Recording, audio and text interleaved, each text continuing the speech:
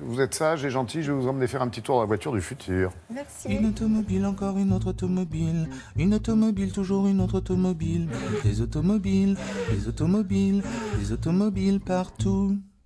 C'est rigolo, le Philippe Catherine comme ça, qui nous parle d'automobile. Anne-Christine, vous êtes là parce qu'un constructeur français vient de dévoiler ses plans pour 2030 avec une nouvelle voiture, un nouveau concept aussi de voiture. J'ai une voiture qui a sa place dans la maison. Oui. Aussi. C'est ça la nouveauté. Un concept car, d'habitude, c'est présenté comme ça. On présente une nouvelle voiture, la voiture du futur. Et là, la nouveauté, c'est qu'effectivement, la maison et la voiture feront un tout, théoriquement.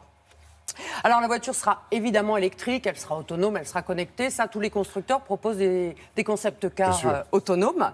Ça fait penser un petit peu, toute proportion gardée, à ce qu'avait fait Le Corbusier dans la Villa Savoie, où il avait calculé le rayon de braquage pour que la voiture, la voisin, rentre dans le parking. Mais lui, il s'était limité au parking.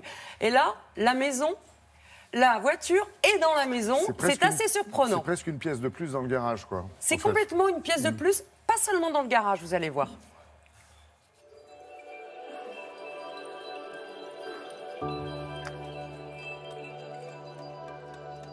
Pour nous, dans le futur, on ne va pas penser les choses une par une. Il va falloir probablement imaginer un tout, que les voitures fassent partie d'un écosystème pour optimiser au mieux les énergies et les usages.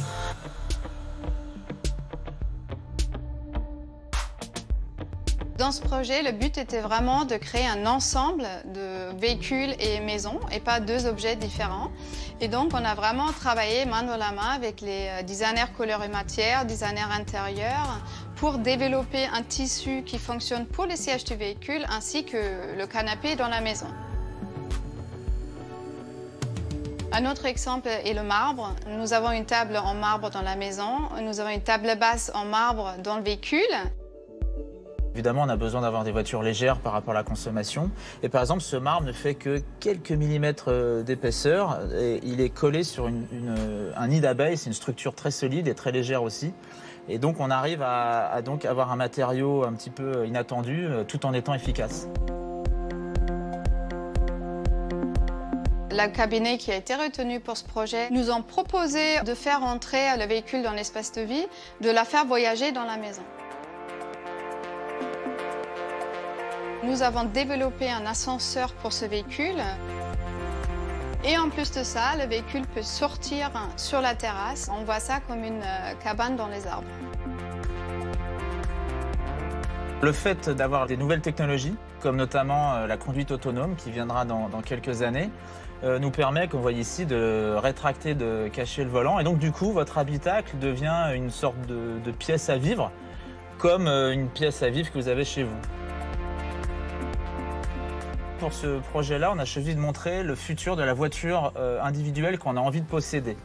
Et c'est pour ça aussi que la maison va avec, parce que c'est aussi un usage qu'on aura plutôt périurbain ou campagne. Et après, je pense qu'il y aura d'autres propositions, d'autres solutions, par exemple pour un milieu très très urbain, très dense. Donc, dans le futur, on entendra dans les maisons crier le papa ou la maman. Dis donc, tu essuies tes pneus sur le paillasson avant de rentrer. Exactement. Et si l'enfant est dans la voiture, comme déjà ils ont tendance à ne pas entendre quand on les appelle pour mettre le couvert, là, à mon avis, ils n'entendront plus du tout quand ils seront enfermés dans la voiture. Oui, en plus. Alors, ça veut dire aussi qu'on maîtrise totalement la voiture électrique, le moteur électrique, alors, les énergies nouvelles. Oui. Ça évolue énormément. Alors, il ne s'agit que d'un concept. La voiture autonome, ça avance énormément. Le constructeur français Renault prévoit de mettre sur la route une voiture autonome niveau 4. Il y en a 5 pour la voiture autonome, donc 4, c'est énorme, mais sur des routes dédiées. Donc, ça veut dire que la voiture complètement autonome, avec les sièges retournés, et on fait vraiment autre chose, c'est quand même pas pour demain. Alors on l'a vu, elle a été présentée à quel salon au salon déjà? de Francfort. Francfort, on avait vu des images. On imagine qu'elle sera en vedette à Genève, à Paris, etc. et ailleurs. Est-ce que ça veut dire pour autant qu'elle verra vraiment le jour? Parce qu'on en a vu des modèles qui ont été présentés, mais qu'on n'a pas toujours vu sur le commerce. Exactement. Alors souvent, il y a des éléments qui sont repris. Ça peut être des matériaux, ça peut être des formes, ça peut être la nouvelle identité de la marque. Donc, on va dire, certaines choses sont reprises plus ou moins.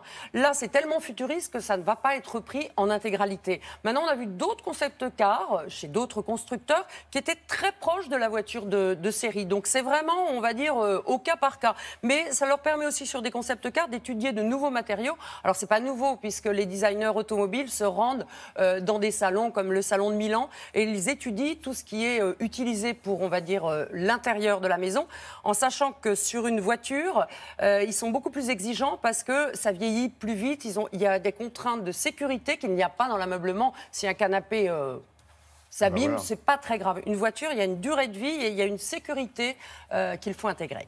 Merci beaucoup.